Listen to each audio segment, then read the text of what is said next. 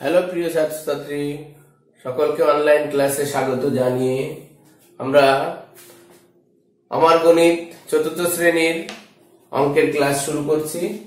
তা প্রথমেই তোমাদের সুস্থতা কামনা করছি। আশা করি সকলেই ভালো আছো এবং আমরা একটা খুশির সংবাদ যে আগামী 7 তারিখ থেকে আমরা সকলে তোমাদের সঙ্গে মিলিত হতে পারছি। দীর্ঘ প্রায় 2 বছর পরে আমরা পাড়ায় শিক্ষালয় যে সরকারি প্রকল্প, এটাকে আমরা সার্থক করব। এই আশা নিয়ে আমরা তোমাদের সঙ্গে মিলিত হব। তোমরাও সবাই তোমার আশেপাশের বন্ধুদের এবং ছাত্রছাত্রীদের উদ্বুদ্ধ করবে যে বিদ্যালয়ে আসার জন্য, পাড়ায় যে বিদ্যালয়টা হচ্ছে। তা এবার আমরা চলে যাচ্ছি আমাদের অঙ্কে। আগের দিন আমরা এর আগের যে ক্লাসটা করেছিলাম সেখানে আমরা তোমাদেরকে চিত্রের মাধ্যমে আমরা যোগ শিখিয়েছিলাম।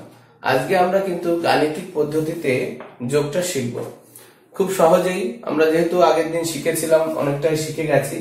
আজকে আমরা তার পরবর্তী অঙ্কগুলো আমরা করব। তো আমি দেখো পূর্ব থেকেই একটা সংখ্যা, যেমন ধরো এখানে একক লেখা হয়েছিল, একক, এককের এ দিয়ে এখানে একক চিহ্নিত করা হয়েছে, দশকের দ দিয়ে এখানে দশককে চিহ্নিত করা হয়েছে, শতকের তালবসা দিয়ে শতককে চিহ্নিত করা হয়েছে এবং হাজারের হয়াকার দিয়ে হাজারকে চিহ্নিত করা হয়েছে। এটা তো আমরা সহজেই বুঝে গেছো, যেহেতু এটা পুরো কথাই লেখা ছিল। এরপর থেকে আমরা যখনই অঙ্ক করব এই মাথায় এ একক, দশক, শতক, হাজার এইভাবে লিখে এবং আমরা সংখ্যাটাকে সঠিকভাবে বসিয়ে যোগ করব। যেমন ধরো এখানে আমি দেখো লিখেছি 2523। আমি কিন্তু এককের নিচে সব একক সংখ্যাগুলো লিখেছি, দশকের নিচে। এখানে দেখো আমরা যদি এটাকে গুনি একক, দশক, শতক, অর্থাৎ 157 লিখেছি। ঠিক আবার পরের সংখ্যাটাই দেখো 3000, 6, 10, 5, 65। কেন? যেহেতু শতকের ঘরে শূন্য রয়েছে। এই অঙ্কটাকে আমরা যোগ করব। কেমন? তাহলে যোগ করব কিভাবে? দেখো যে আমরা আগের দিন শিখেছিলাম ত্রিভুজ, আয়তক্ষেত্র, উপবৃত্তাকার এবং আমরা হেক্সাগন অর্থাৎ ষড়কোণের মাধ্যমে শিখেছিলাম। তা আজকে আমরা সেই চিত্রটা আর আঁকবো না, আমরা এখন সহজে গাণিতিক পদ্ধতিতে যোগগুলো করব। তাহলে প্রথম দেখো উপর থেকে আমরা শুরু করব। তাহলে 3 আর 7, 7 আর 3 10, 10 আর 5 15। তাহলে 15 কি হয়? 15 5 বসবে। এই যে আমরা এর আগে যে পুরনো পদ্ধতিতে শিখেছিলাম যে হাতে থাকে, এই অঙ্কের মধ্যে একটা মজা হচ্ছে হাতে আর থাকবে না। আমরা ছোটবেলায় শিখেছিলাম, তোমরা হয়তো অনেকেই শিখেছো এর আগের ক্লাসে বা গৃহশিক্ষকের কাছে, হাতে থাকে। অর্থাৎ এখনকার যে বৈজ্ঞানিক যে পদ্ধতি, সেই পদ্ধতি কিন্তু বলছে যে বিজ্ঞানের যে অঙ্কে কোনো কিছু হাতে থাকবে না। অর্থাৎ এখানে আমরা 15 যদি লিখি কোনো জায়গায়, দেখো 1, 10, 5, তাহলে এককের ঘরে যেহেতু একটা সংখ্যা থাকবে, তাহলে এই একটা কিন্তু চলে যাবে দশকের মাথায়।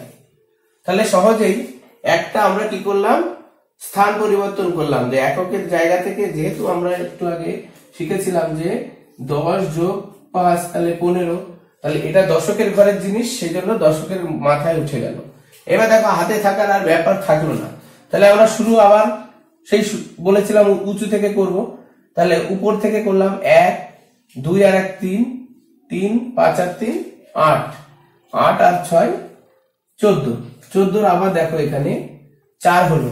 তাহলে এখানে যদি আমি 14 লিখি, তাহলে দেখো তাহলে এই 4টা বসে গেল, একটা কিন্তু আবার এর মাথায় চলে যাবে। তাহলে 14 4 বসলো, ঠিক আছে। হাতের 1 অর্থাৎ সেই উপরে চলে গেল।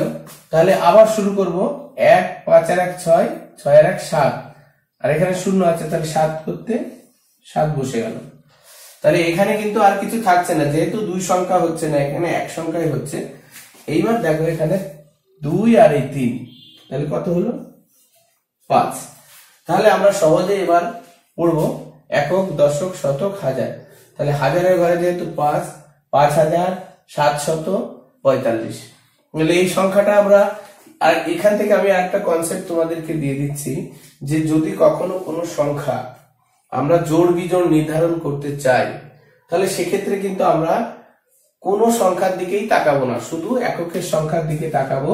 এককের সংখ্যা যদি জোড় হয় তাহলে সংখ্যাটা পুরো সংখ্যাটা জোড়, এবং এককের সংখ্যা যদি বিজোড় হয় তাহলে পুরো সংখ্যাটা বিজোড়। তাহলে এবার তোমরা সহজেই বলতে পারবে যে যেহেতু এখানে এককের সংখ্যা 5, বিজোড় সংখ্যা, তাহলে পুরো 5745 সংখ্যাটা হচ্ছে বিজোড় সংখ্যা।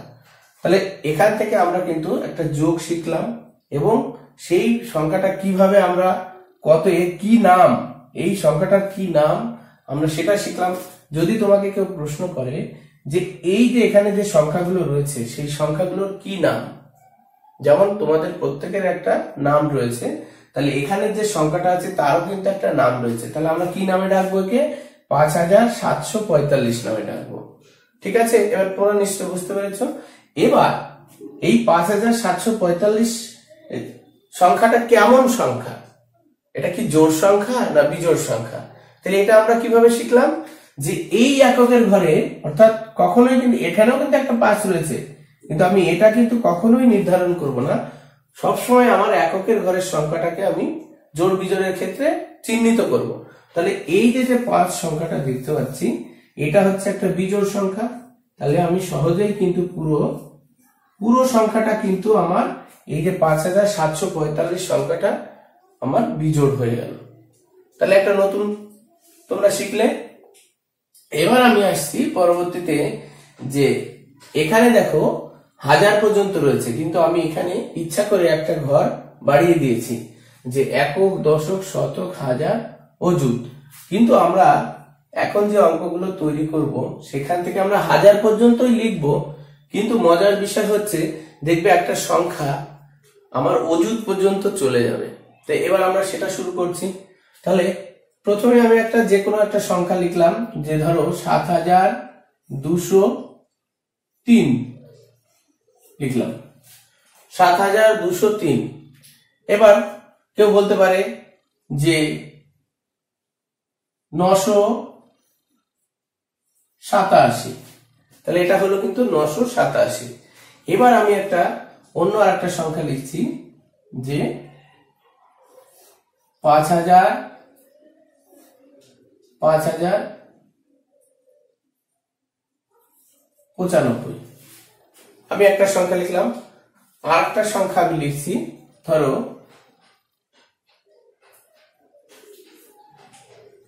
21। তাহলে আমরা এই 4টে সংখ্যাকে আমরা এবার যোগ করে দেখব। যোগ করে দেখবে একটা মজার বিষয় আমরা পেয়ে যাব এখানে, যে এই ঘরটা কিন্তু ফাঁকা রয়েছে, কিন্তু দেখবো আমরা যোগ করার পরে দেখতে পাবো যে এই ঘরটাও কিন্তু ভরাট হয়ে যাবে। কিভাবে দেখো, এবার প্রথমে আমি বলেছিলাম যেভাবে আমরা শুরু করেছিলাম, যে উপর থেকে শুরু করব যোগ করা। এটা একটা যোগ করছি, তাহলে দেখো 3 আর 7 10, 10 আর 5 15, আর 1 16, তাহলে 16 র 6, আর এই একটা কোথায় বসে যাবে? মাথায় বসবে। তাহলে আবার 1 এর থেকে শুরু করো, 1 আর 0 একই হয়, আর 8 9, 9 আর 9 18, 18 আর 2 20, 20 0, এই যে 2 হলো, এই 2 উপরে চলে গেল শতকের মাথায়। এবার দেখো 2 আর 2 4, 9 আর 4 13 3, এই যে 1 থাকলো সেই একটা উপরে বসে গেল। তাহলে এখানে 1 আর 7 8, 8 আর 5 13, 13 3। তাহলে মজার বিষয় হচ্ছে যে একটা ছিল সেটা চলে এলো কিন্তু বাদিকে সরে অযুতের ঘরে। তাহলে এবার এখানে দেখো কেউ নেই, তাহলে অযুতের ঘরের একটা বসে গেল। তাহলে এখান থেকে আমরা সুন্দর একটা নতুন অঙ্ক শিখলাম। দেখো যে আমরা 1000 পর্যন্ত শিখেছিলাম, কিন্তু মজার বিষয় আমি অযুতটাও শিখে গেলাম। এবার আমরা কিভাবে পড়বো দেখো, একক, দশক, শতক, হাজার। তা দেখো হাজারের ঘরে 3 রয়েছে আর বাদিকে 1। আমরা জানি যে এই অযুত আর হাজার মিলে কিন্তু সবসময় হাজার হবে, এটা মাথায় রাখতে হবে। অযুত এবং হাজার মিলে এই দুটোকে একসঙ্গে আমরা পড়বো। তাহলে 13 হচ্ছে 1 10 3, তাহলে 13,306। এবার পূর্বের ন্যায় যদি আমি তোমাদেরকে বলি যে এই সংখ্যাটাকে আমরা কি নামে ডাকবো, তাহলে আমরা বললাম এই মাত্র যে 13,306। এবার যদি বলি এই 13,306টা সংখ্যাটা জোড় না বিজোড়, তাহলে এখান থেকে আমরা কিন্তু একটা সুন্দরভাবে যে কনসেপ্ট আমরা তোমাকে শিখিয়েছি যে এককের ঘরের সংখ্যাটাকে সবসময় দেখতে হবে। তাহলে এককের ঘরে যেহেতু 6, তাহলে 6 কি সংখ্যা? জোড় সংখ্যা। তাহলে আমি নিঃসন্দেহে এটাকে লিখে দিলাম জোড় সংখ্যা। তাহলে এই 13,306 এর নাম, এটা কি সংখ্যা? জোড় সংখ্যা।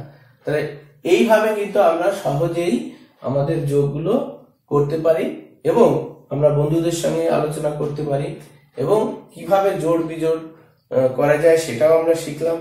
তাহলে তোমাদেরকে আশা করি তোমাদের এই ক্লাসটা কেমন লেগেছে আমাকে জানাবে।